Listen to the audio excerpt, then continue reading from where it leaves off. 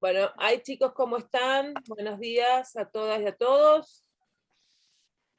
Vamos a arrancar con la penúltima clase, que le va a dar el profe Jochen, que es texto argumentativo, que la estábamos esperando con mucha ansia. Así que ahí lo dejo con el profe. Cualquier cosa que tengan dudas, después de la clase yo voy a estar acá con la cámara oculta, pero me escriben y lo contestamos hacia el final de la clase, ¿sí? Les mando un saludo, que tengan buen día y bueno, Johan, la clase es tuya. Bueno, muchísimas gracias, Lucrecia. Vamos a iniciar esta clase, un tema apasionante, difícil, que es el texto argumentativo, pero también, a mi modo de ver, ayuda muchísimo, sobre todo para el proceso escritural, en serio, de forma trascendente, de forma compleja.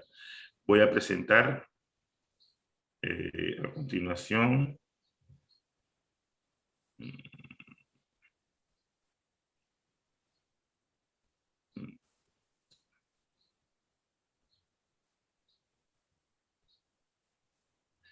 Bien, quisiera saber si se está viendo allí la presentación, por favor. ¿Se ve? Hola, sí. Ah, buenísimo. Bueno, como ya había anunciado la profesora Lucrecia, hoy vamos a trabajar el apasionante universo del texto argumentativo. Y bueno, yo suelo comenzar mis clases con un epígrafe, acá de una autora española, nació en el 26, murió en el 14, en 1914, si mal no recuerdo, en 2014, que es Ana María Matute, una buena novelista, pero también hizo trabajos de literatura infantil muy, muy buenos, que los recomiendo. En fin, ella dice que escribir es siempre protestar, aunque sea de uno mismo, ¿no? Me parece una cita interesante y escribir como ese proceso de exploración interna también, ¿no? Como suelo decir en las clases, escribir es pensar de forma compleja y trascendente. No es solamente un acto mecánico de producción textual, ¿no? Que está más relacionado con la redacción es parte de un proceso más complejo que tiene que ver con el proceso precisamente de la escritura. Bueno, Miriam, Celes, si me pueden echar una mano para ir admitiendo, por favor. Bueno, con esta cita de María Matute... Desentendete, Johan, que yo estoy admitiendo. Ahí sí se le puede ir. De 10, buenísimo. Bueno, entonces, bueno, comenzamos con esta cita de Ana María Matute: escribir es siempre protestar, aunque sea de uno mismo. Y bueno, vamos con dos definiciones clásicas de un autor que de seguro él junto a Jean-Michel Adams son los que mejor han trabajado el tema de las tipologías textuales, y específicamente Tolkien trabajó muchísimo el tema de la argumentación. Entonces voy a colocar dos definiciones genéricas de argumentación presentadas por Tolkien. Y lo que vemos acá en ambas definiciones de este autor es que aparece el término razón, razones, ¿no? De manera constante. En una primera dice: el término argumentación será usado para referirnos a la actividad completa de hacer aseveraciones, le llama claims, cuestionarlas, respaldarlas con razones, criticar esas razones, refutar las críticas, etc. Luego, una definición un poco más acabada, donde señala un argumento en el sentido de una cadena de razonamiento, vuelve con la expresión razón, razonamiento, razonar, es la secuencia de aseveraciones, vuelve con claims, y razones entrelazadas que entre sí establecen el contenido y la fuerza de la posición desde la cual argumenta un hablante en particular. Entonces, repito, la palabra clave acá, el anclaje, digamos, en términos de palabra dinamizadora, es la razón, ¿no? El elemento racional siempre presente en el texto argumentativo. Y repito, esta es la expresión de uno de sus más prominentes autores, ¿no? En lo que tiene que ver el siglo XX, tal vez Tolkien, junto a 2, 3 más, sean los autores que mejor trabajaron el tema del texto argumentativo. Bueno, pero hicimos una definición unitaria, ¿no? Que trate de congeniar estas dos definiciones presentadas por Tolkien anteriormente. Entonces, nosotros intentamos hacer una sobre la base de otras expectativas, ¿no?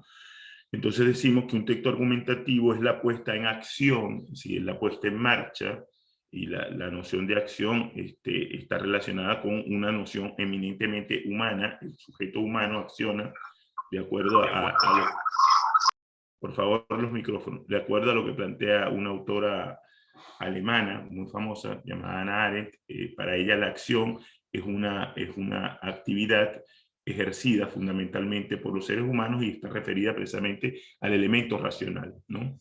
Entonces dice, un texto argumentativo es la puesta en acción de una serie de enunciados racionales que buscan de forma deliberada posicionar una serie de postulados, nociones, conceptos o ideas con el fin de ganar la adhesión de una determinada audiencia o, como señala Marafiotti, que es un autor argentino, Roberto Marafiotti, ganar la conciencia de los interlocutores. Vean que se trabaja otra vez, se vuelve sobre la idea de la razón, ¿no? En esta forma de conciencia, ¿no? Ganar la conciencia de los interlocutores. La lógica argumental supone la deliberación y defensa o refutación, refutatio, de una postura frente a otras que la adversan, generándose así una dialéctica entre un alguien que propone y un otro que se opone. Esto lo vamos a ver más adelante.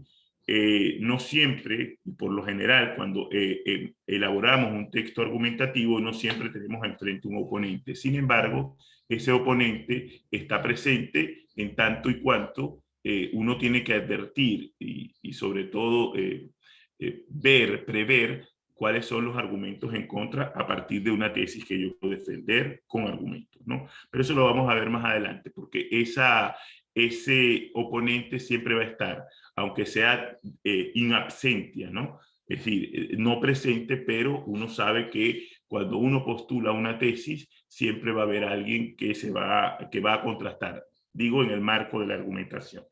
Esto lo vamos a ver más menudamente más adelante, ¿no? Entonces, en un texto argumentativo, lo que vemos es que argumentar implica poner por delante siempre, repito, siempre razones, ¿no? Un argumento es la antibanalidad, ¿no? En términos gramscianos, es decir, no es una opinión al paso, no es algo que se me ocurrió ahora mismo y que yo dije. Yo les suelo decir a los estudiantes, sobre todo cuando están haciendo tesis, que una tesis no se sustenta a partir del a mí me parece, el yo creo, ¿no? ¿A usted le parece con quién? ¿Con qué autores? ¿Con qué basamentos teóricos, nociológicos, epistemológicos? Usted avanza en sus propuestas, ¿no?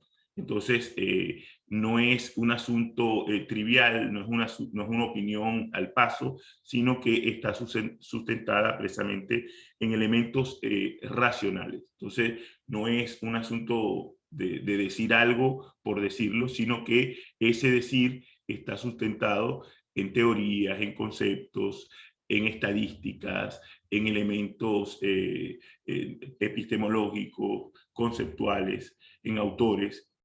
Entonces, no implica una opinión al paso. Todo lo que se dice en la argumentación está precisamente anclado en el elemento racional. Entonces, un argumento es autosuficiente en sí mismo precisamente porque está amparado en elementos eminentemente racionales, ¿no? Entonces, acá en el texto argumentativo, lo pasional, ¿no? Esta noción de lo subjetivo, en principio parece quedar suspendida, no anulada, pero sí suspendida porque es la primacía del argumento, de la razón, de lo racional por encima de las pasiones, por encima de las opiniones subjetivas. Entonces, ¿qué hace? ¿Qué hay? ¿Qué encontramos en un texto argumentativo? En un texto argumentativo delibera, cuestiona, incomoda, ya vamos a ver más adelante por qué, interpela, debate, polemiza, rebate, persuade, repito, todo esto empaquetado dentro de lo que tiene que ver con lo racional. Entonces, el texto argumentativo sobre todo esto de que incomoda, precisamente porque es un golpe de oreja, como diría Neruda, es un golpe de oreja, porque por lo general se tocan temas muy polémicos, temas que están puestos en cuestión, temas que son incómodos para la sociedad, donde inevitablemente el autor del texto argumentativo, en este caso pongamos el proponente de un texto argumentativo, va a tocar un tema espinoso. Por ejemplo, el tema de en una sociedad conservadora, por ejemplo, el tema de la interrupción del embarazo legal, seguro y gratuito en una sociedad conservadora puede ser tenido como un tema muy polémico. O, por ejemplo, el tema de la eutanasia, legalizar la eutanasia, lo que llaman la muerte digna, es un tema eminentemente polémico. Entonces, esos temas logran incomodar sobre todo a sociedades conservadoras, ¿no? Es casi imposible que uno plantee un texto como este, uno construya un edificio argumental sobre, por ejemplo, para citar un ejemplo así al paso, el embarazo, perdón, la interrupción del embarazo gratuito, y bueno, y van a haber posiciones adversas, posiciones que apoyan una moción como esa y también posiciones adversas.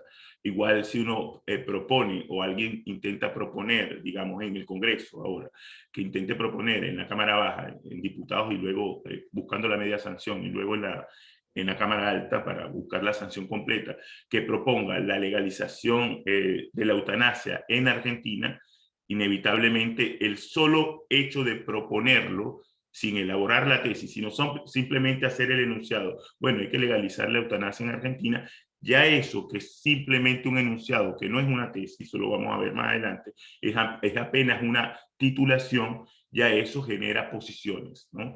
Posiciones a favor, posiciones contrarias, posiciones más o menos tibias, en fin, ¿no? Entonces siempre el texto argumentativo se posiciona desde un punto de vista a favor o en contra de alguna moción que siempre va a ser o apunta hacia lo polémico, ¿no?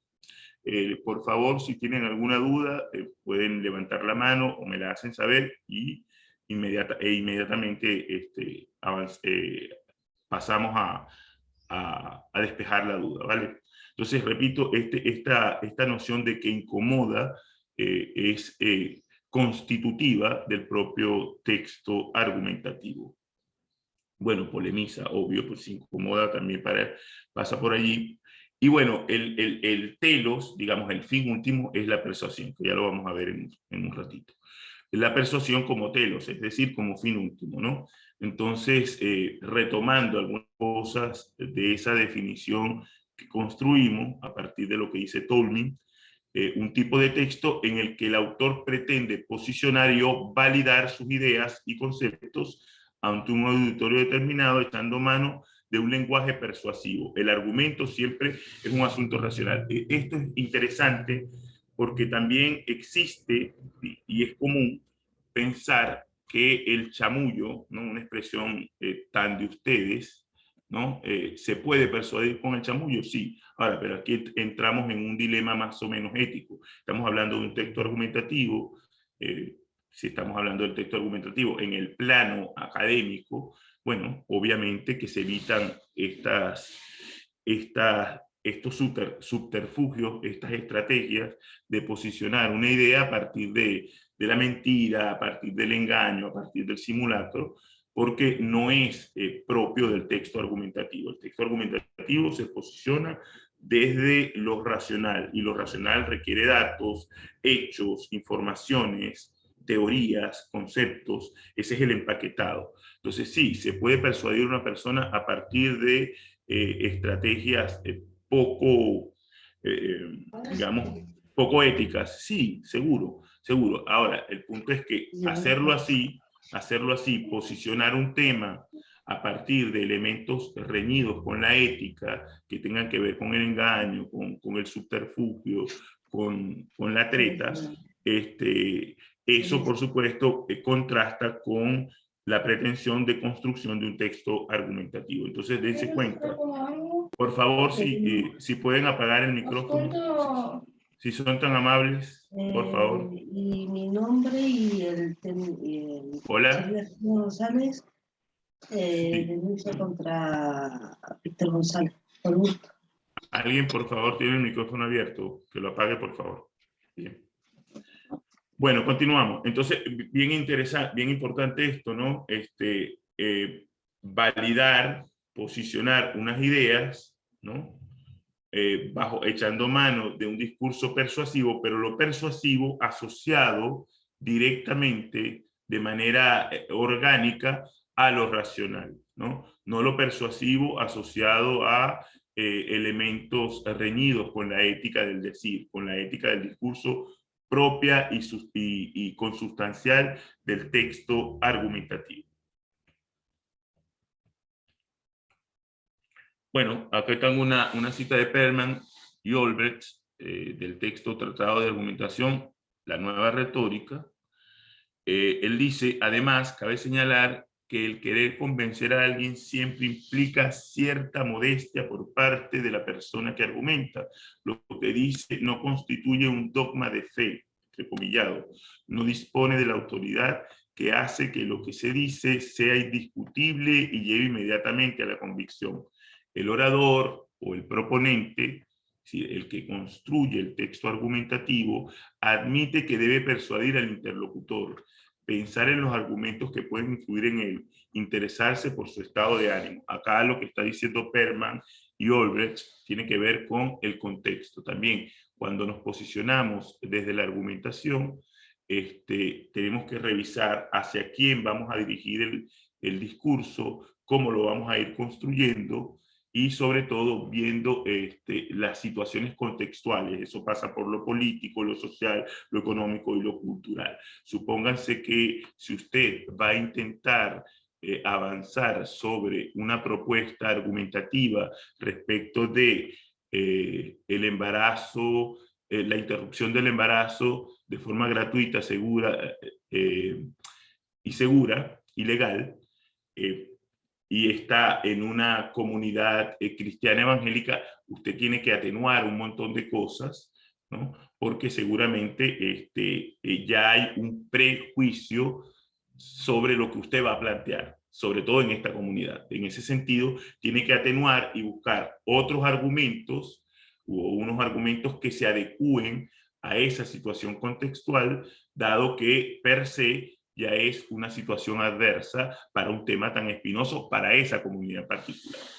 O una comunidad muy religiosa, por ejemplo, ¿no? Hay países donde esto casi que ni se puede tocar, ni se puede hablar, porque, bueno, hay intereses religiosos de por medio, conservadores, que impiden que estas cosas se hablen. Pero si supongamos que se propone, ¿no?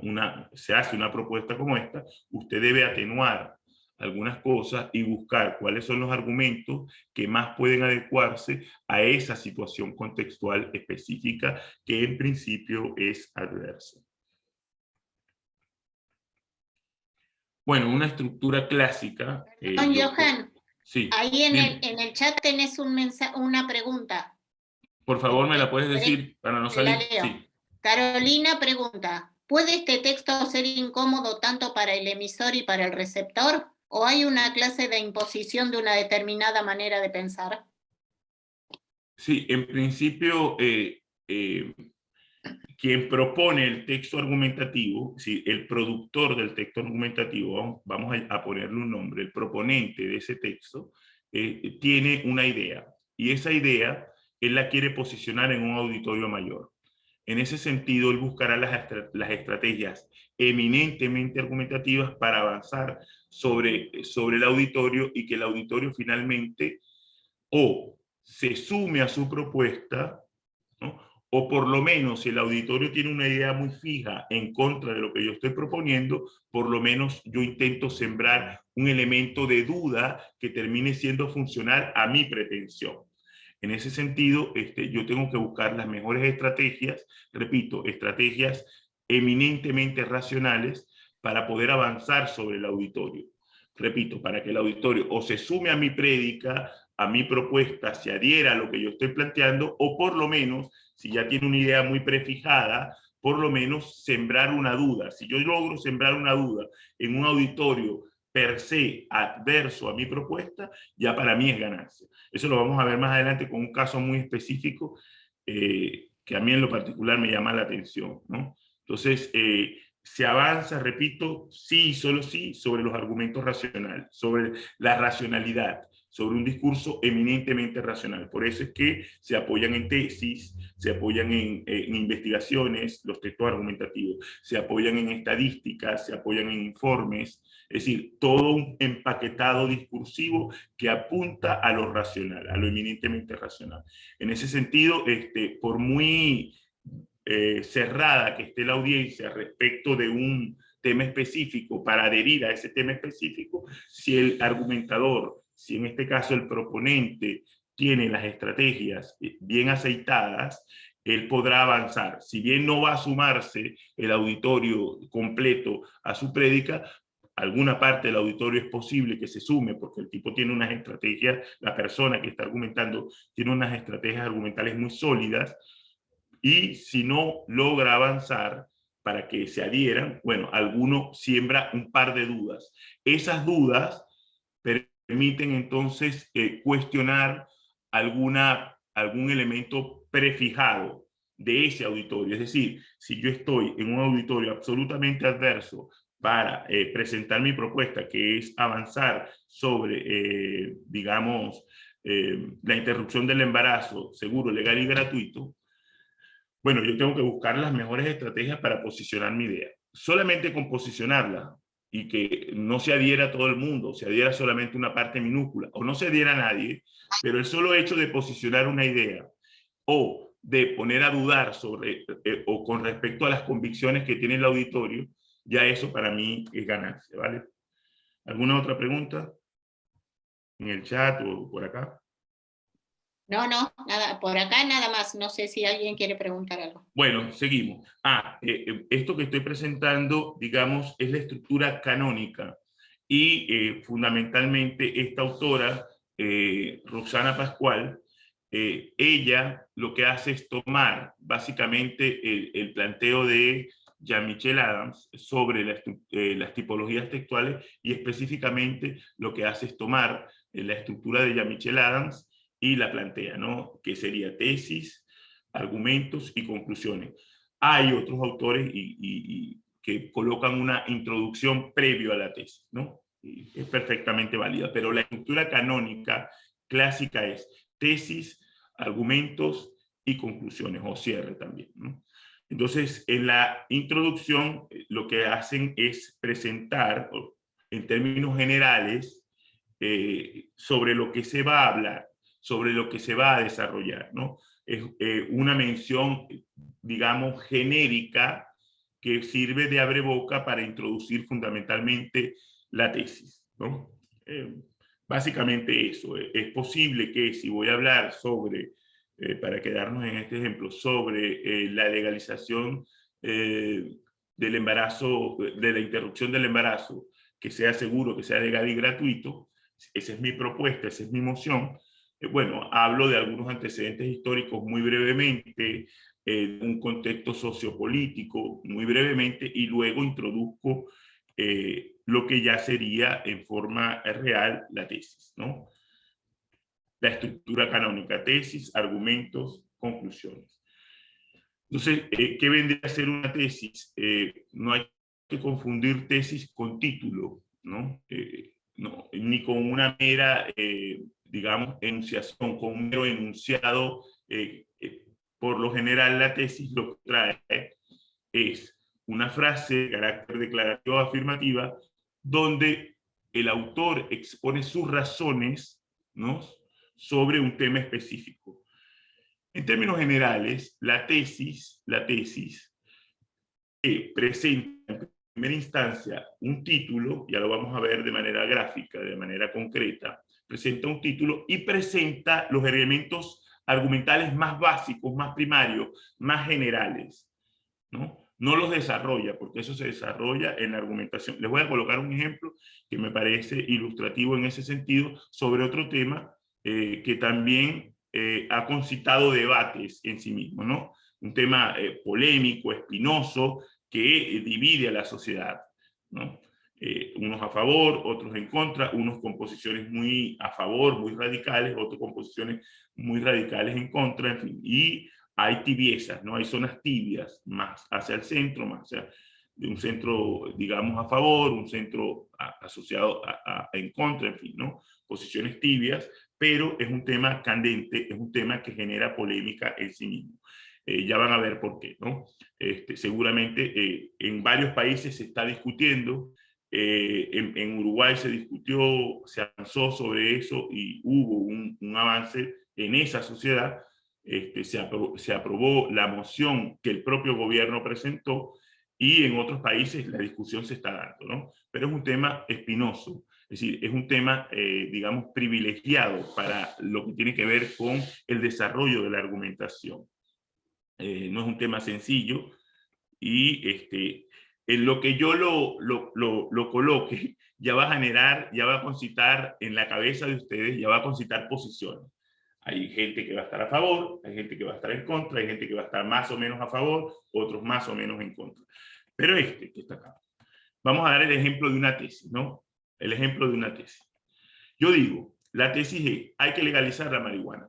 Eso está lejos de ser una tesis, eso es apenas un título que no me presenta ningún elemento preargumental. Y digo preargumental porque no desarrollo en la tesis el argumento, pero sí doy indicios de por dónde van a ir mis argumentos. Y esto es muy importante.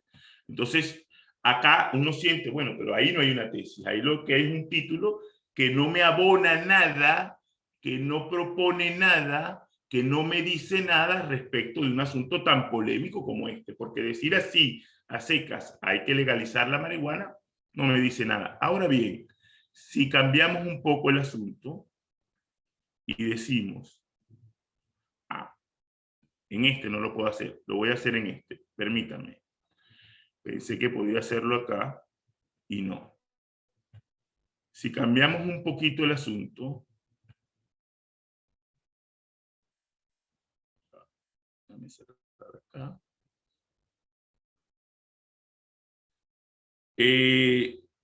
Vamos a hacerlo así.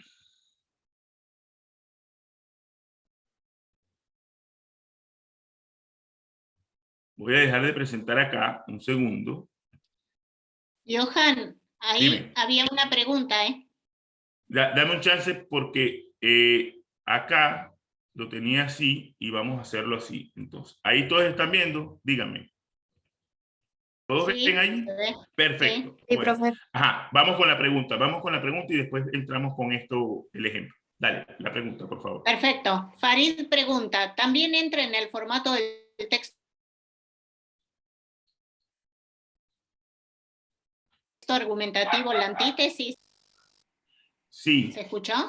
Sí, perfecto. sí, pero la posición antitética, sí, la posición de la antítesis como tal, se genera cuando se despliega el ámbito argumentativo desde el marco de la dialéctica proponente-oponente. Porque si mi tesis es esta, hay alguien que me va a proponer una tesis contraria, ¿no? Entonces allí, eso lo vamos a ver más adelante, y allí vamos a ver de manera más clara cómo se genera una dialéctica entre alguien que propone algo y alguien que propone otras cosas respecto de ese mismo algo. Es decir, si yo digo, pasémoslo acá, todos están viendo allí, ¿verdad? ¿Sí?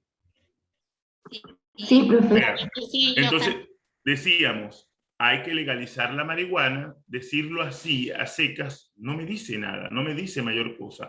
Esto no es una tesis, ¿no? Eso es simplemente una titulación, una nominación, en fin, un titular y ya está.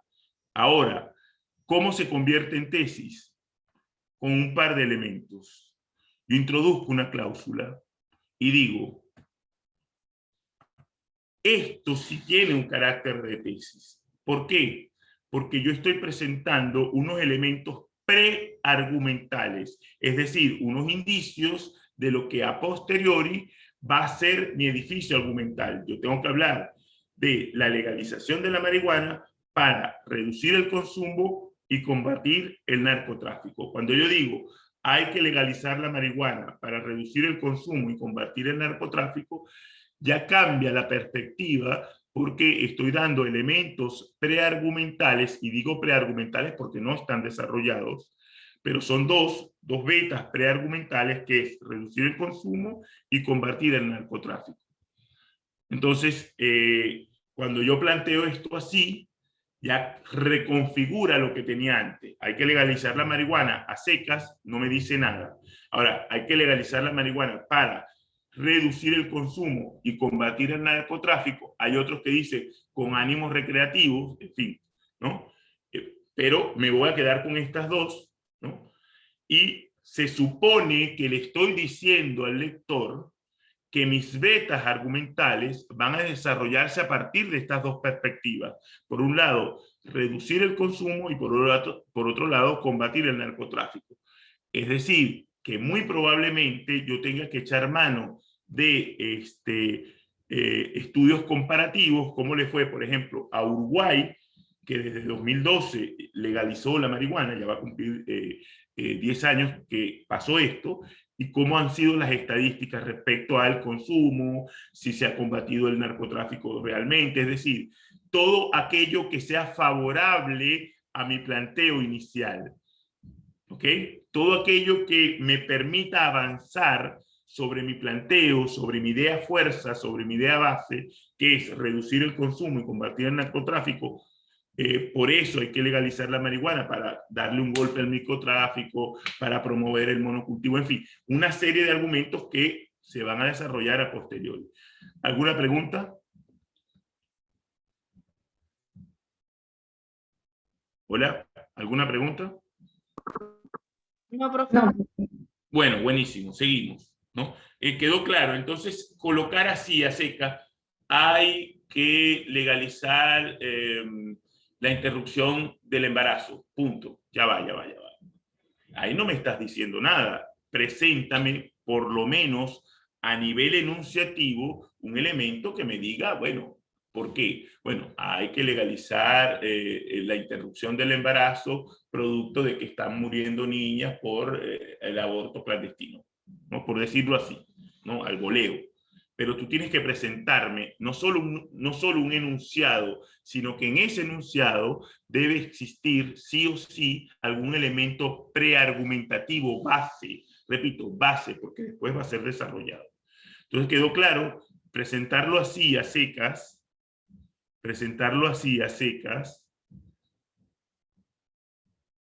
no me estás diciendo nada. Ahora, cuando tú me lo presentas así, con esta cláusula, ya hay allí dos elementos que le van a enunciar a los interlocutores, al auditorio, a la audiencia, le van a decir, bueno, estos son, en términos generales, los elementos a partir de los cuales se va a constituir el argumento, ¿no? Por un lado, algo que tiene que ver con el consumo, para reducirlo, y otro para combatir el narcotráfico.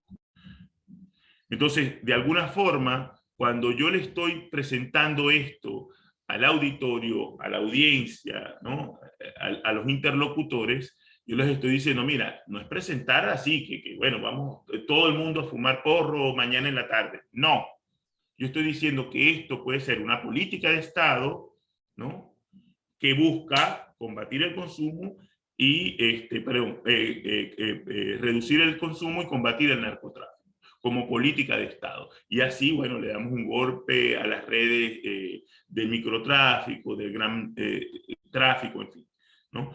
Pero es importante decirlo así. ¿Por qué? Porque soltarlo como sin esos elementos preargumentales, repito, no me estás diciendo mayor cosa. Ahora, vienen los argumentos. Vamos a quedarnos con el ejemplo de esta tesis. No hay que legalizar la marihuana para reducir el consumo y combatir el narcotráfico. Ahora yo tengo que llenar eso de argumentos. Ahora, se supone que los argumentos tienen que ir por el lado de el combate al narcotráfico y la reducción del consumo de este tipo de sustancias. Entonces yo tendría que echar mano de digamos, las comparativas, hacer comparativas, ¿no? Estudios comparativos entre lo que ha pasado en Uruguay, lo que ha pasado en otros países, respecto de estas dos dimensiones, el combate al narcotráfico y la reducción del consumo. Entonces, yo utilizo estos elementos y digo, por ejemplo, aunque no tengo un estudio acá, yo digo algo que se relacione directamente con mi posicionamiento. ¿Y cuál es mi posicionamiento? Hay que legalizar la marihuana por esto y por esto. ¿Okay? Porque lo que está implícito en la tesis, lo que está implícito es un porqué, pero un porqué que no ha sido desarrollado, sino que simplemente ha sido enunciado. Entonces digo, empiezo a llenarlo, ¿no? El texto de argumentos, que es la parte más densa, la parte más espesa, más larga, ¿no? Más sustantiva del texto argumentativo, y tiene que ver precisamente con los argumentos. Entonces yo he hecho mano de estadística. Por ejemplo, voy a decir algo sin ningún sustento, pero es simplemente un ejemplo. Y yo digo algo que me es favorable a lo que yo quiero, posicionar mi idea, legalizar la marihuana para combatir el consumo y reducir el consumo y combatir el narcotráfico. Entonces, lo que yo quiero es presentar eso y que eso avance favorablemente en el común de las personas. Entonces, yo puedo decir, por ejemplo, un estudio demostró que en Uruguay el consumo bajó significativamente a partir de la ley que se promulgó en 2012, donde se legaliza la marihuana por esto, por esto. Entonces, cuando yo presento la estadística y digo, previo a la ley, y eso es una demostración fehaciente, científica, racional, donde yo digo, esto bajó el consumo un 25% y, no sé, y el microtráfico también tuvo un duro golpe, porque acá están las estadísticas. La estadística lo que está es mostrando un elemento que es favorable a mi moción para avanzar sobre el auditorio. No es un truco, no es a mí me parece, yo creo que si, bueno, la legalizamos, a mí me parece que, bueno, pueda que se reduzca el consumo y que el narcotráfico deje de circular libremente, en fin, o que la gente vaya a las villas y el peligro, en fin, ¿no? No es a mí me parece, es este estudio comparativo que me dice que previo a la ley y posterior a la ley hubo un cambio significativo en el patrón de consumo. Y la estadística me señala tal y cual cosa, de manera específica. No hay especulación. El texto argumentativo es anti-especulativo. No hay especulación, no hay un supongo, no hay un yo creo, no hay un a mí me parece. Ese a mí me parece y ese yo creísmo, ese yo creo, están parados en elementos racionales, en estudios, en estadísticas, en informes, en monografías, en tesis, en investigaciones, en papers, en fin, ¿no? Entonces, repito, no es especulativo. ¿Alguna pregunta hasta ahora? No, profe. Buenísimo. Entonces, en la conclusión, sobre todo en esta dinámica, en esta dialéctica entre proponente y oponente, repito, el proponente está, y pueda que no esté el proponente de manera presencial. Sin embargo, debo pensar siempre en el proponente, debo pensar siempre en las ideas que van a adversar mi propuesta. Siempre, siempre. Sin embargo, lo que quiero poner de relieve es que no se cierran los grandes temas.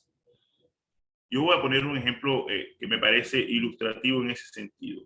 Todavía hay gente que lleva el pañuelo celeste, ¿no?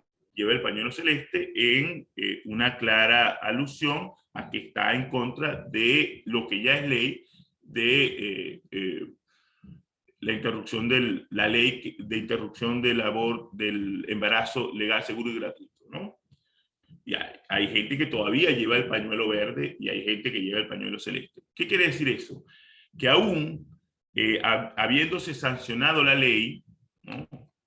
hace más de un año y pico, casi 2, habiéndose sancionado la ley, los temas no se cierran. Un tema tan espinoso, tan controversial como este, no se cierra. Recuerden que nosotros estamos atravesados, unos más, otros menos, por una lógica judeocristiana. Esto del cielo prometido, y por muy ateo que te reclames, ¿no?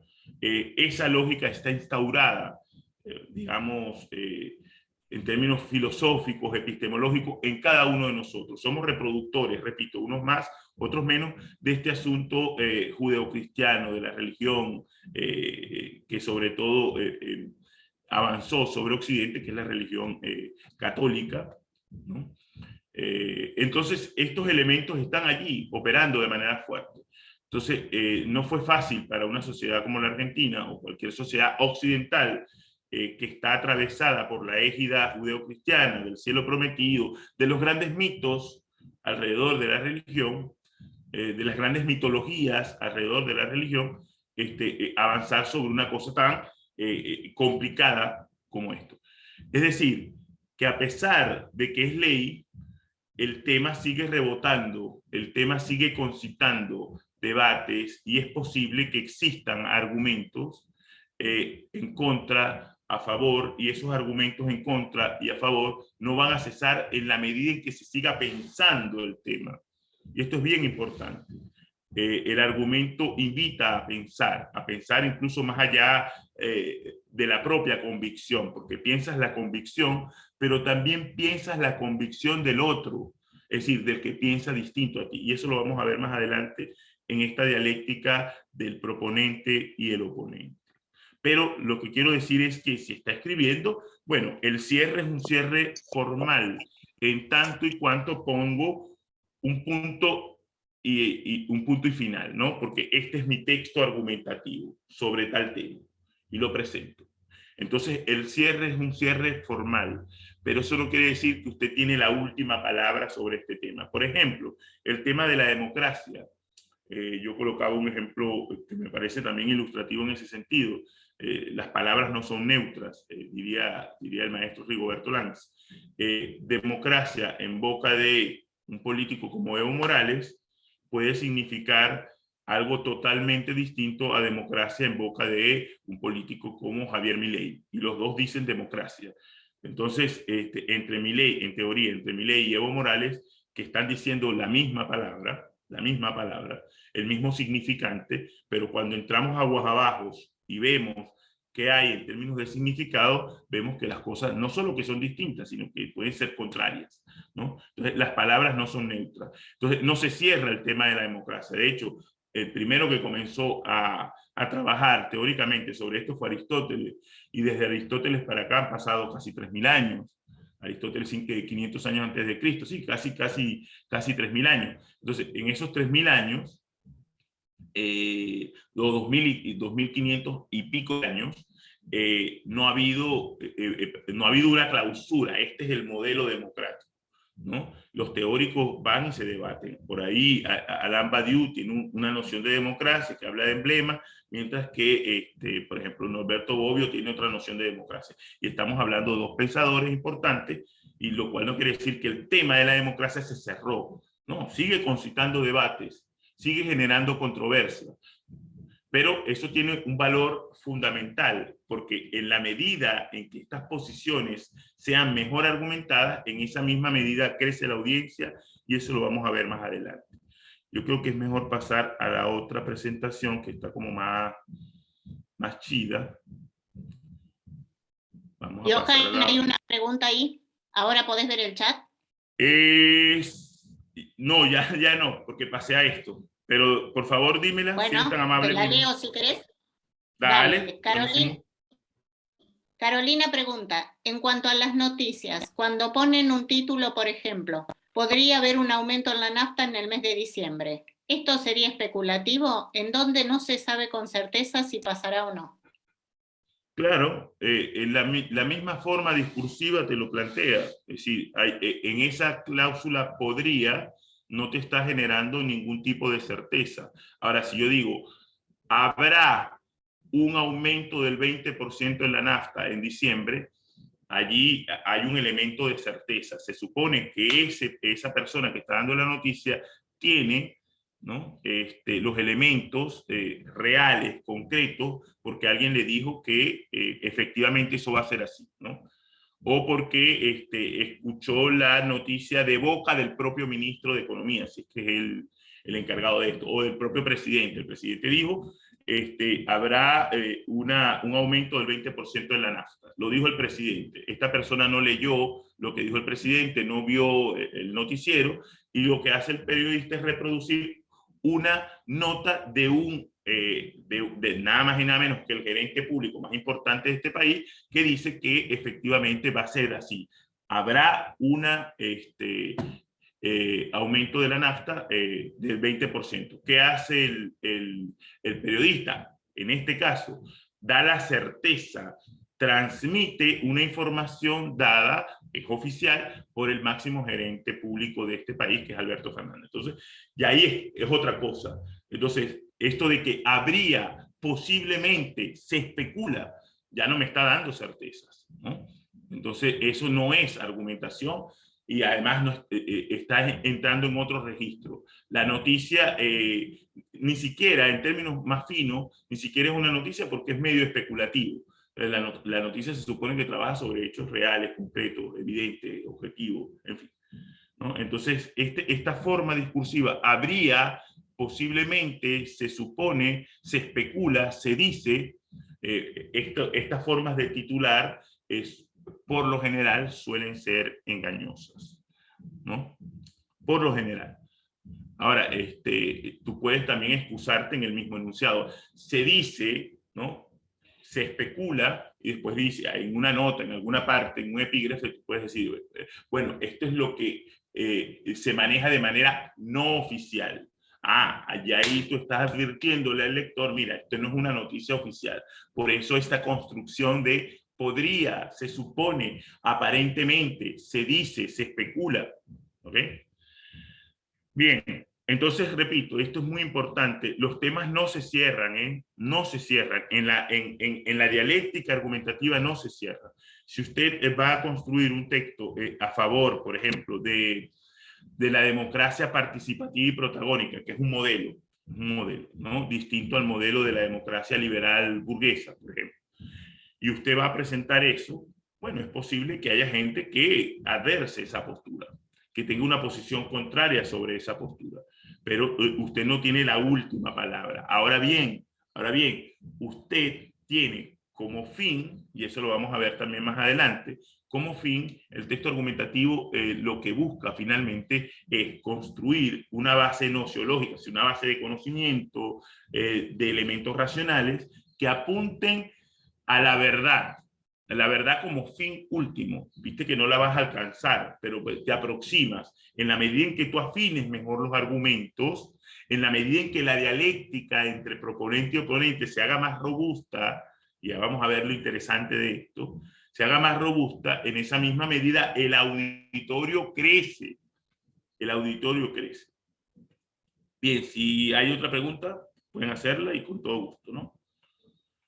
Vamos a responder algo de lo que planteaba Farid, ¿no? Digamos, otros autores hablan de premisa o tesis, ¿no? En términos generales, podemos plantearlo así, ¿no?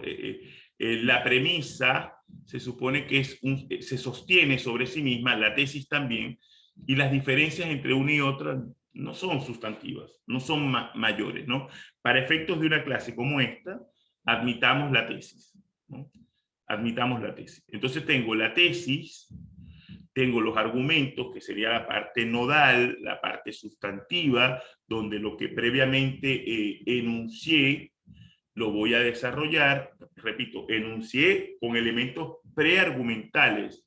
Recuerden el ejemplo de que legalizar la marihuana para combatir el narcotráfico y reducir el consumo.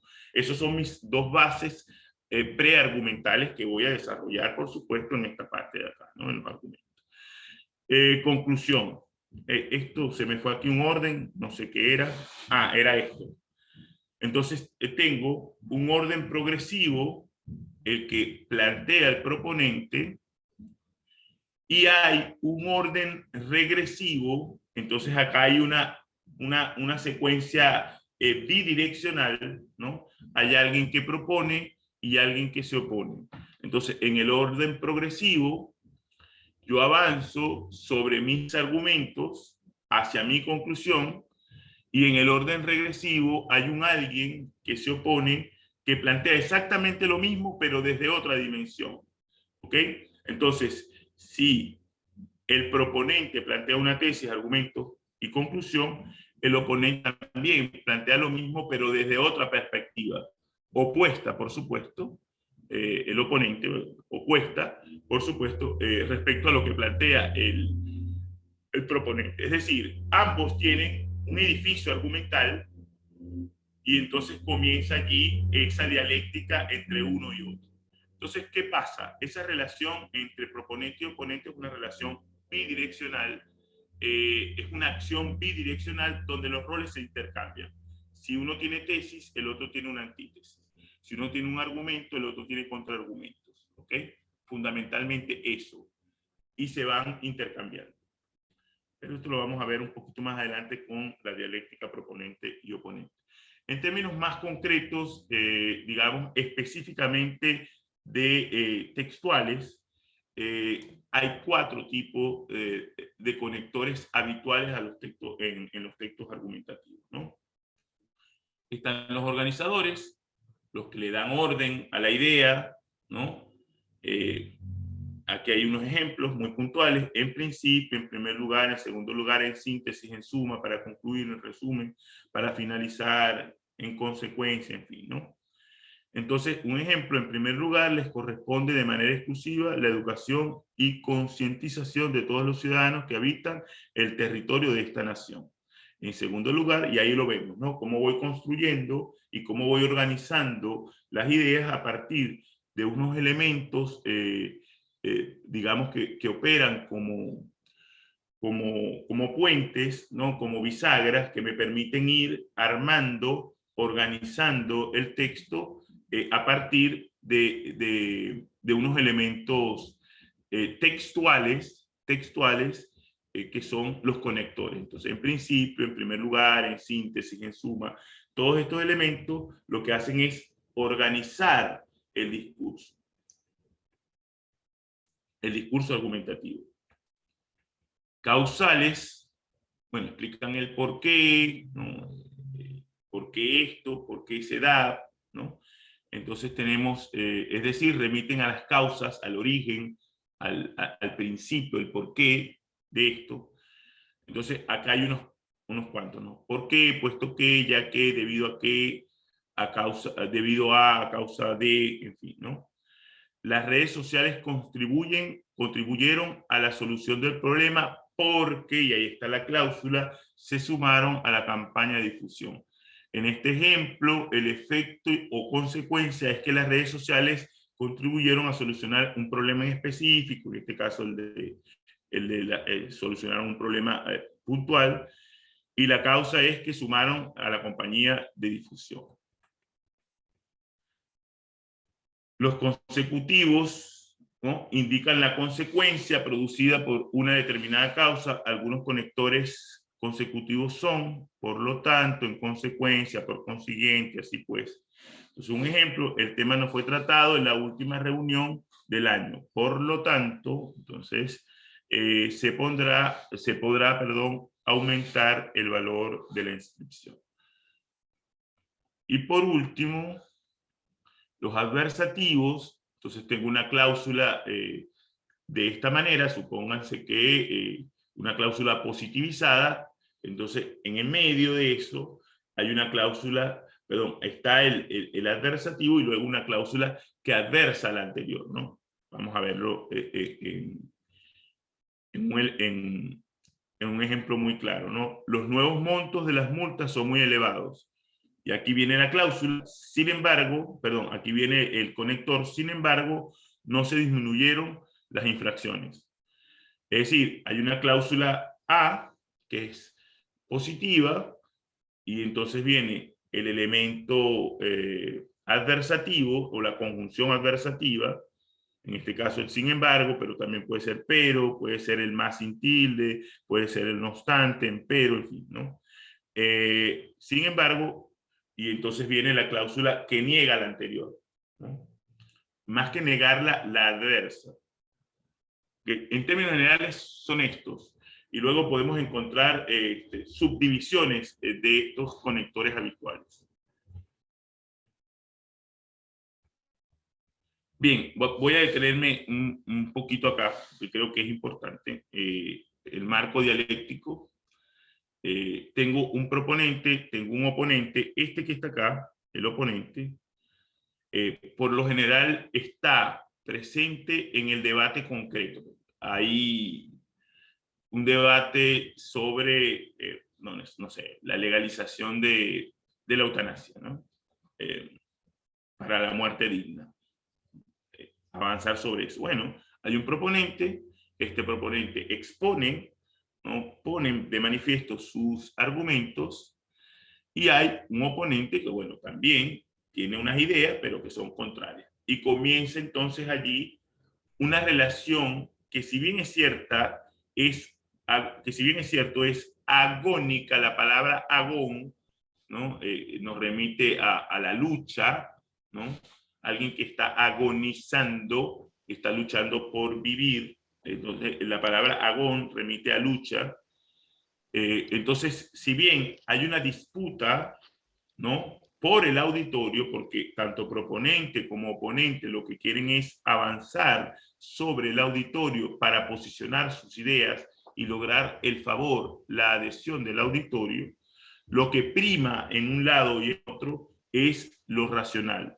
Sin embargo, y esto es importante, esa lucha dialéctica, esas disputas en el plano de lo dialéctico, no implica la anulación de uno por parte del otro y viceversa. Es decir, el proponente no intenta anular al oponente, para nada. Por el contrario, entre ambos hay una relación no solo orgánica, sino una relación profundamente interdependiente. En ese sentido, proponente y oponente se trabaja o trabajan desde una dimensión diádica en doble sentido, pero desde lo que llama un autor que murió hace un par de años, Antonio Pasquali, desde una ley de bivalencia, es decir, que todo proponente es oponente y todo oponente es proponente. ¿Qué quiero decir con esto? Que se repite el ciclo. Yo propongo, esta es mi tesis y estos son mis argumentos, y yo me opongo, esta es mi tesis y estos son mis contraargumentos. Es decir, los roles en esa danza de idas y vueltas, los roles se intercambian. A mí me llama la atención, voy a poner un ejemplo que me parece ilustrativo en ese sentido. Supónganse que hay un proponente muy robusto que tiene unos argumentos fantásticos y va al debate.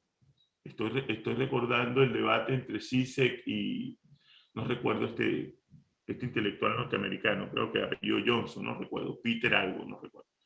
Bueno, y uno ve allí un desbalance, porque en el disputatio, en la discusión, en la disputa,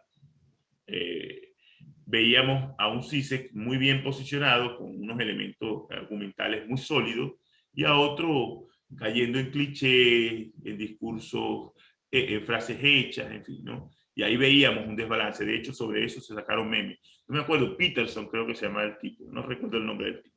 Pero fue un debate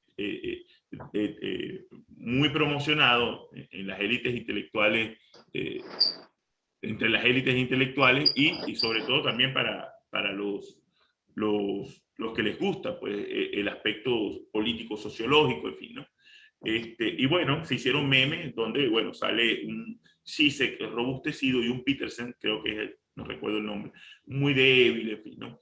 Lo que quiero poner de relieve es que en esta relación entre proponente y oponente, que es una relación bien interesante, porque por un lado se disputan el favor de la audiencia, la adhesión de la audiencia a sus propuestas. Sin embargo, esta disputa no supone la anulación de uno ni de otro. Por el contrario, el proponente, cuando lleva sus propuestas y se encuentra con el oponente, y ese oponente también tiene una robustez en sus argumentos, bueno, esto hace que uno y otro crezcan. Pero quien sale favorecido finalmente de esa disputa, que además, por lo general, una disputa pública, vamos a discutir al candidato Evo y por otro lado al candidato Milei, dos posiciones distintas, están diciendo cosas distintas sobre un mismo significante, pero si los dos tienen ideas muy robustas, argumentos muy sólidos, muy bien blindados, finalmente crece la audiencia, pero también entre ellos dos hay un proceso de retroalimentación bien interesante, porque se va a ver impelido el proponente a buscar las mejores estrategias porque enfrente tiene un gran oponente. Digamos que es así. Para ilustrarlo de manera más evidente y con un ejemplo futbolero, Cristiano Ronaldo y Lionel Messi, ¿no? En entrevista a uno y a otro, los dos dicen, bueno, yo no hubiese hecho tantas cosas si no hubiese tenido enfrente a este monstruo, ¿no? A este gigante del fútbol, que es Leo Messi, cuando entrevistan a Cristiano. Y bueno, no por deferencia, no por normas de cortesía. Y Messi dice más o menos lo mismo. Mira, si este tipo no aparece, a lo mejor yo no hubiese sido tan bueno, ¿no? No hubiese sido tan bueno porque me encontré de frente con un contendor extraordinario y maravilloso. Es decir, igual, si yo soy un ajedrecista extraordinario y voy a jugar ajedrez siempre con las mismas personas, pero además con una calidad ajedrecística mucho menor que la mía, obviamente que yo no voy a crecer ni voy a avanzar como ajedrecista, ¿no? Me voy a mantener más o menos en el mismo rango. Ahora, si yo logro batirme con ajedrecistas de mi calidad o más calidad que yo, seguramente también voy a crecer. Exactamente pasa igual acá. Sin embargo, quien crece finalmente cuando esta realidad se da in presentia, es decir, en presente, in situ, es decir, el debate televisivo, por ejemplo, ¿no? Entre el candidato A y el candidato B sobre, no sé, el destino del país, ¿no? Supónganse que dentro de unos, 2023, bueno, va el candidato A y el candidato B, nada más y nada menos que a discutir el país, pero además a ganarse la adhesión de la gente porque necesita que voten por uno u otra, en fin. Más allá de eso, lo que tienen que presentar son propuestas, y son propuestas basadas en elementos racionales. No tienen que argumentar necesariamente. Entonces, allí sí tenemos a dos grandes contendores que se están disputando la máxima magistratura del país. Estas personas tienen que presentar argumentos. Y si presentan buenos argumentos sólidos, bueno, finalmente uno va a escoger de manera más consciente. Mira, me quedo con el candidato A porque, bueno, sus propuestas son maravillosas, o el candidato B. Pero la audiencia crece. Ya vamos a ver esto con una sociedad que se piensa y se discute y se cuestiona a partir de la argumentación. Johan, tenés una pregunta en el chat, ¿te la leo? Por favor, Miriam, si eres tan amable. Fabiana pregunta, ¿se puede decir que si no hay oponente no hay texto argumentativo? Claro que lo hay, claro que lo hay. Y ya vamos a ver por qué. Repito, si yo, supónganse que en la soledad de mi casa, yo quiero presentar una moción para la legalización de la eutanasia en Argentina y me reúno con un montón de expertos y monto mi texto argumentativo para posicionarlo en el Congreso, en la Cámara Baja, después en la Cámara Alta y después en la sociedad, ¿no? Para ganarme el favor de las masas, de las mayorías, para que aprueben, sean favorables a mi propuesta. Yo tengo que pensar siempre en el oponente. Yo tengo que pensar, primero, ya yo tengo una convicción, ya yo tengo un corpus argumental, ¿no? Esta es mi convicción, ¿no? Mi convicción es que hay que legalizar la eutanasia, bueno, para la muerte digna, gente, sobre todo en personas que están en enfermedades terminales, ¿no? Que no hay ningún tipo de solución. Entonces, bueno, yo presento mi base argumental, pero cuando estoy construyendo en la soledad con mi equipo, mis 5, 10, 20, 30 expertos, construimos mi edificio argumental, pero yo tengo que pensar en que va a salirme alguien al frente. Es decir, ese otro interlocutor, que es mi oponente, yo tengo que prefigurar por dónde me va a salir, qué estrategias contraargumentales va a presentar. Entonces, pienso desde mi propia acera, con mis convicciones, pero también debo pensar en el otro. Es como en el juego de ajedrez. Yo no soy ajedrecista, pero en algún momento moví una pieza. Es decir, si yo voy a mover el alfil, ¿no? Antes de hacer el primer movimiento, yo estoy pensando en 3, 4, 5 movimientos que va a hacer el otro. Igual pasa en el texto argumentativo in absentia, en el sentido de que yo estoy presentando mi moción, ¿no? Sobre la eutanasia, en fin. Bueno, yo tengo que presentar cuáles son, tengo que pensar en los argumentos que me va a mostrar el otro. Entonces yo tengo que ir atajando el camino. Ah, me va a salir por acá, bueno, pongo esta traba. Me va a salir por acá, salgo por acá. ¿Entiendes? Entonces, ¿qué te permite esto? Que aún como proponente y estás solo, siempre va a haber un oponente. Ese oponente va a estar in absentia, es decir, no ausente. Va a estar, perdón, ausente. Va a estar ausente. Pero tú sabes que una propuesta como la eutanasia, una legalización de una propuesta como la eutanasia, te va a salir un montón de gente a estar en contra. Unos con argumentos, otros con opiniones, otros con doxa, es decir, opiniones al paso, pero va a haber alguien con una opinión fundamentada, perdón, con un argumento fundamentado, que me va a salir al paso. Yo tengo que pensar en ese oponente ideal que va a tener argumentos sólidos. Entonces, en mi texto yo debo blindarlo. Ahora bien, aquí viene un asunto que es axiomático. Lo pueden anotar con letra en negrita y ahí en el techo de la casa. Es decir, todo argumento es contraargumentable. Anótenlo. Todo argumento es contraargumentable. No se cierra sobre sí mismo. ¿Ok? Entonces, repito, cuando yo estoy solo con mi equipo montando la moción del texto argumental para avanzar sobre una ley respecto a la eutanasia, yo debo pensar también en los contras, en los argumentos que el otro puede darme, en contra de los que yo tengo.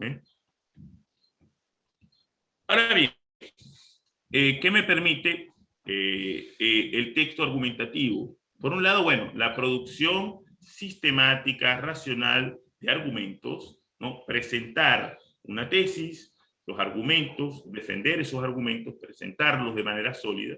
Entonces, hay una dimensión productiva, es decir, de textualización. Bueno, yo escribo, esta es mi tesis y estos son mis argumentos. Entonces, esa primera dimensión, ¿no? Es la dimensión, la visión de construcción puesta en marcha del texto argumentativo. Pero hay otra que me interesa muchísimo y que por lo general no se toca, por lo general. Tiene que ver con la visión o esta moción interpretativa inherente al texto argumentativo. Es decir, que en la medida en que yo produzco los enunciados argumentativos, también a su vez se genera un proceso de interpretación de lo que el otro me dice o me podría decir. ¿Sí? Repito, entonces tengo una dimensión productiva, la producción, la textualización, la puesta en marcha del texto argumentativo, pero por otro lado, interpreto las posibilidades o las posibles intenciones del otro respecto de lo que yo estoy diciendo. Entonces, esta doble dimensión, ¿no? La productiva y la interpretativa, es fantástica y es inherente al propio texto argumentativo.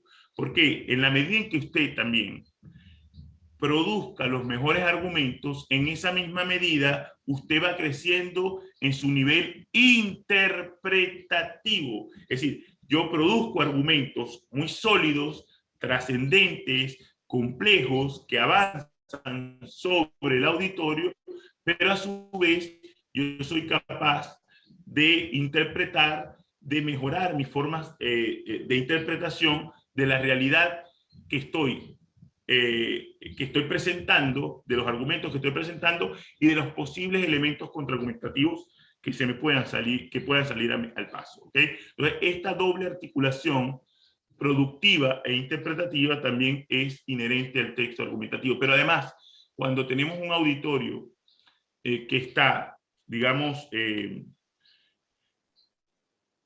sometido a la constante deliberación, interpretación, discusión, debate, una sociedad que crece a partir de estos elementos es una sociedad capaz de interpretarse a sí misma de forma compleja.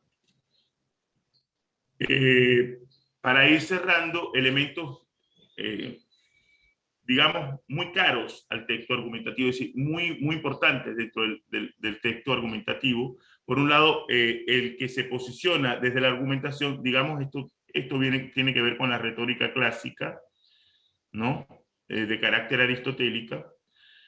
Tiene que ver con la parresía o la parresia y la isegoría. La parresia vendría a ser el decir que es verdadero. El que argumenta se posiciona desde un decir que es verdadero. ¿Okay? Con una pretensión de vender su verdad, ¿no? El parresiaste sabe incluso que su verdad puede ser complicada porque quien dice la verdad constantemente y la plantea, sobre todo en el fragor social y político, bueno, esa persona puede tener problemas, ¿no? De hecho, el parresiaste sabe que la verdad es problemática. Y la isegoría sería como el antecedente, digamos, más remoto de lo que llaman libertad de expresión. Más que libertad de expresión es libertad de palabra, porque el concepto de libertad de expresión pareciera que está inficionado por los medios, y los medios cooptaron, digamos, los medios hegemónicos cooptaron el concepto, pero la isegoría sería la posibilidad que tiene cada sujeto, estamos hablando de la polis, ¿no? De la polis griega, cada sujeto de hablar sin ningún tipo de condicionamiento, ¿no? Eso es muy importante. Entonces, por un lado tengo el decir que es verdadero de la parresia y la isegoría, que es el marco que me permite hablar sin ningún tipo de condicionamiento. Finalmente, en el marco de la argumentación, lo que se pretende es una verdad como hecho ético y estético. Es verdadero y es bello. Es verdad, es verdad porque es hermoso, y es hermoso porque es verdad, ¿no? La aletheia emerge en esta dialéctica proponente y oponente. Se supone no la verdad total, ¿no? Pero hay elementos que se acercan aproximativos a una verdad ideal. ¿Ok? Entonces, esto es muy importante. Emerge no la verdad, aquí está, empaquetada, nueva, se las doy. No, sino un elemento general, parecido, aproximativo a la verdad. En la medida en que se afinen los argumentos de uno y de otro, en la medida en que yo sea capaz de afinar esos argumentos y estoy presentando la argumentación ante el auditorio, ante la audiencia, en esa medida crece la audiencia, pero además se aproxima, repito, dependiendo de la solidez de los argumentos, hay una aproximación a la aletheia, esa verdad que emerge, que irrumpe. Y bueno, que es estético, es bella, es ética, ¿no? Bueno, la importancia de la voluntad erística, una sociedad que se debate, que se critica, que se cuestiona, que está constantemente sometida al rigor de las interpretaciones, de las discusiones, es una sociedad que avanza. Una sociedad que no es capaz de discutirse, de cuestionarse hasta el hueso, desde la acritud propia de la crítica, del debate, que es una cosa medio complicada. Lamentablemente es una sociedad que no avanza. Entonces, la necesidad de la erística, es decir, de la voluntad para debatir, criticar, cuestionar, poner en cuestión, ¿no? lo que estamos haciendo como sociedad. En ese sentido, la argumentación tiene un valor fundamental, porque, repito, no es la opinión al paso, no es la doxa, sino que trabaja, y aquí viene la larguísima discusión entre doxa y episteme. Una cosa es el conocimiento, ¿no? y otra cosa es la opinión al paso, la opinión del común. Entonces, la idea es que la sociedad se constituya sobre una base argumentativa, que discuta, que delibere, que cuestione y que avance sobre la crítica y el debate. Bueno, el ajedrez argumentativo o la imposibilidad del a mí me parecismo, ¿no? Este es un juego de lenguaje que yo uso, ¿no? A mí me parece, ¿no? En el plano de la argumentación, el a mí me parece está, digamos, si bien no está solapado, está amparado en a mí me parece según tal autor, a mí me parece según tal teoría, a mí me parece según tal estadística, a mí me parece según tal elemento racional que apoya mi emoción. Entonces, el a mí me parecismo, el yo creísmo, ¿no? No va por el texto argumentativo. Eso es importante tenerlo claro allí. Y bueno, gana el auditorio, siempre gana, repito, estando o no el oponente. Cuando hay un texto argumentativo y ese texto argumentativo sale a la luz pública, ¿no? Y genera, por un lado, puede generar adhesiones, por otro lado, genera dudas, incertidumbres, y que esas incertidumbres y dudas sean funcionales a quien propone el texto, a quien produce el texto, bueno, ahí hay un avance. Ahí hay un avance. Lo que se debe evitar en todo caso es la especulación, la engañifa, el discurso trucho, por lo general el discurso sensiblero, que también suele enmascarar una suerte de pseudoargumentación que no es tal, ¿no? La argumentación, repito, se fundamenta en elementos profundamente racionales. Es posible que yo arme mi estructura argumental sobre la base de elementos racionales, es muy válido, y es posible también que yo utilice un elemento, digamos, conectivo de carácter emotivo, ¿no? Una experiencia, para reforzar, repito, lo racional, para reforzar el dato, la estadística, la investigación. Pero no puede ser el elemento emotivo, el elemento experiencial, el argumento en sí mismo. El argumento va por otra vía. Y eso lo dice Tolman, y eso lo dice Adams. ¿Sí? El argumento es eminentemente racional. Ahora, yo puedo apoyar mis razones con un elemento, digamos, de carácter más persuasivo, emocional, ¿no? Pero, repito, lo emocional no se superpone al elemento eminentemente racional. ¿Alguna pregunta hasta ahora? Hola.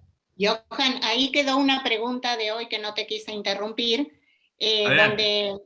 donde Daniel pregunta, ¿el oponente escribe su antítesis en función de la tesis del proponente? Claro, discuten un mismo asunto.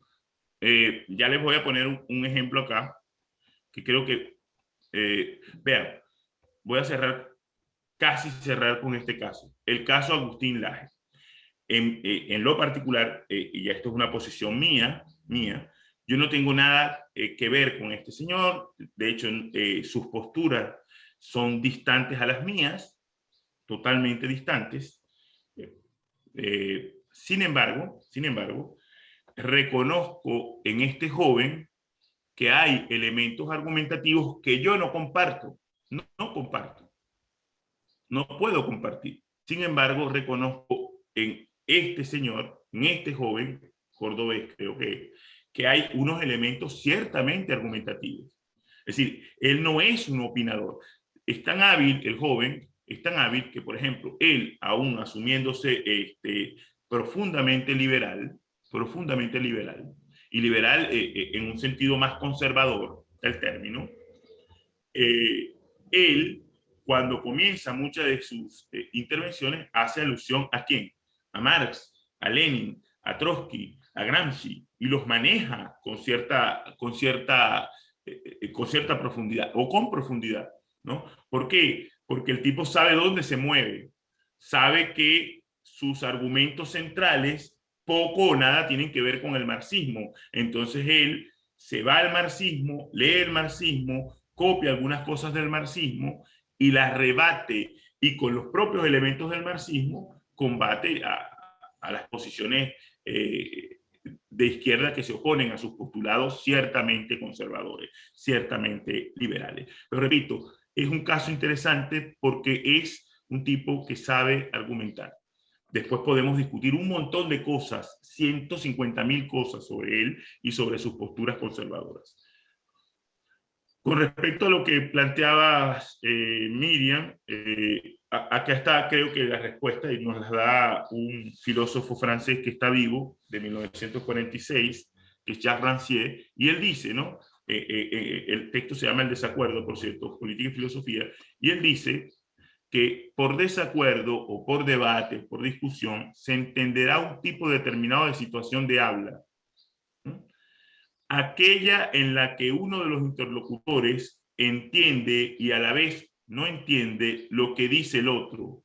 El desacuerdo, y creo que esta es la parte más sustantiva, no es el conflicto entre quien dice blanco y quien dice negro, es el existente, es decir, es el conflicto entre quien dice blanco y quien dice blanco, pero no entiende lo mismo o no entiende que el otro dice lo mismo con el nombre de la blancura. Es decir, que el debate, la discusión, el texto argumentativo discurre, avanza sobre un mismo tema, entendiendo que los dos, proponente y oponente, tienen ideas distintas sobre ese tema, sobre ese asunto particular. Entonces, si yo digo hay que legalizar la marihuana para combatir el narcotráfico y reducir el consumo, hay otro que tiene sobre esta misma propuesta, este mismo planteo de la legalización de la marihuana en general, otros argumentos.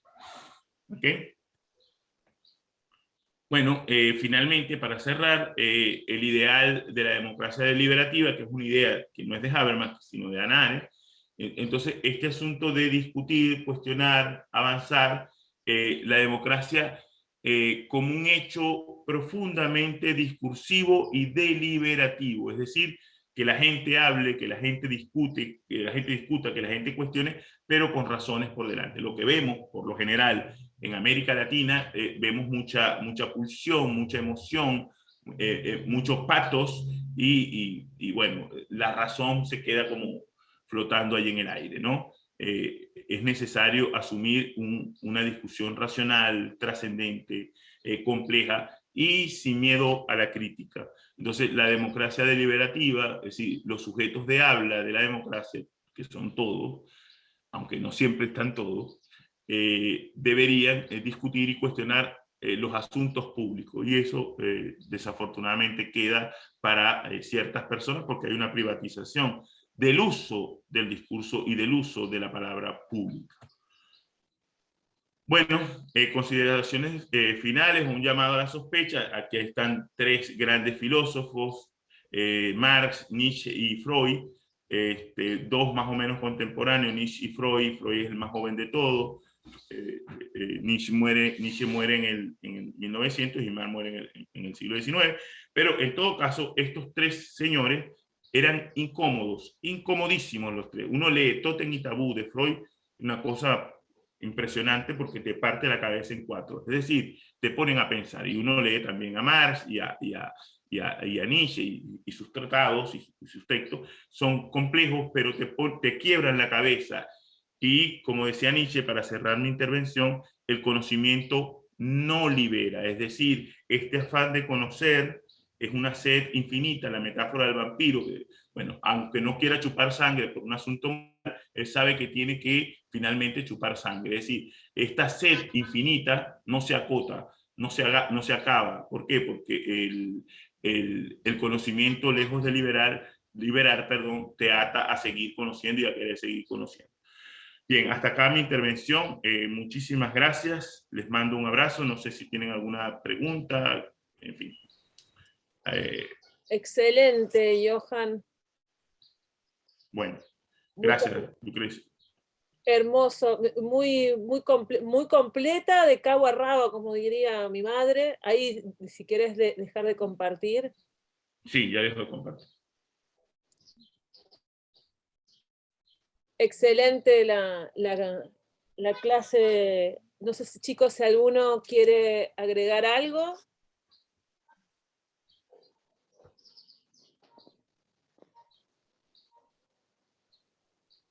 Muy bien. Bueno, les recuerdo que el lunes que viene es feriado. no hay clase, y nos queda la última clase, que es la que vamos a hacer un cierre de toda la materia, y vamos a hablar del trabajo final, ¿sí? Que es algo que ya van a empezar a cerrar con los profes en la clase práctica. Recuerden que va a ser un texto académico sobre un tema que los profesores les van a dar, y que va a integrar todo esto. Ya vimos texto expositivo, textos argumentativos, y bueno, el texto académico es la síntesis de estos textos. Entonces, lo que nosotros vamos a evaluar va a tener que ver con eso, pero no nos vamos a adelantar, lo vamos a empezar a trabajar en las clases prácticas de este miércoles y del próximo, y nos vamos a encontrar en la última clase, ¿sí?